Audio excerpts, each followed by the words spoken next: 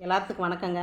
இன்றைக்கி நான் சொல்ல போகிற பதிவு என்னங்கன்னா, இப்போ ஒரு பாவம் செஞ்சுருக்காங்கன்னு வைங்க.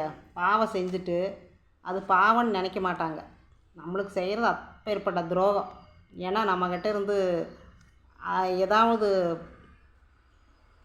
பண்ணியிருப்பாங்க. பாவம், பெரிய பாவத்தை பண்ணியிருப்பாங்க.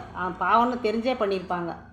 ஆனால் தெரிஞ்சு இந்த பாவத்தை நம்ம பண்ணுறேன்ட்டு அவங்க நினச்சிருந்தா பரவாயில்ல, பண்ணாமல் இருந்திருந்தால் பரவாயில்ல. பாவத்தை பண்ணி போட்டு சாமிகிட்ட போய் அழுதா சாமி நல்லது பண்ணிடுங்களா? கண்டிப்பாக நல்லது பண்ணாது. ஏன்னா அவங்க குடும்பத்தில் ஏதாவது அந்த பாவம் பண்ணதுக்காக பனிஷ்மெண்ட் கரெக்டாக கடவுள் கொடுத்துரும்.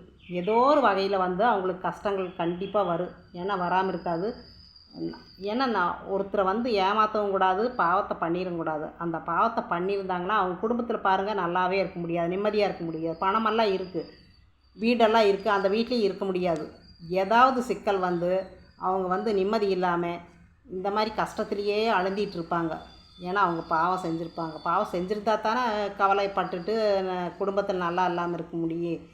ஆனால் பாவமே செய்யலினா எதுக்கு எந்த கவலையும் பட வேண்டியதில்லை. ஆனால் பாவம் செஞ்சவங்க வீட்டில் பாருங்கள், ஏதோ ஒரு கஷ்டம் இருந்துகிட்டே தான் இருக்குது. கண்டிப்பாக வரும். யார் பண்ணாலும் அந்த பாவம் துரோகம் இதெல்லாம் பண்ணாங்கன்னா கண்டிப்பாக வரும். அதை அனுபவிச்சே தீருவாங்க. என்னோடய அனுபவத்துலேயும் நானும் பார்த்துருக்கேன். நிறையா ஃபேமிலியில் இந்த மாதிரி நடந்திருக்குது. அதனால தான் நான் உங்களுக்கு சொல்கிறேன். ஏன்னா பாவம் செய்யக்கூடாது, ஒருத்தரை ஏமாற்றக்கூடாது, நம்பிக்கையோடு இருந்தவங்கள நாசம் பண்ணக்கூடாது. இது உண்மையில் நடந்திருக்குது. அதனால் யாருமே பாவம் செய்யக்கூடாது. அது ரொம்ப நல்லதுங்க. வணக்கம், நன்றி.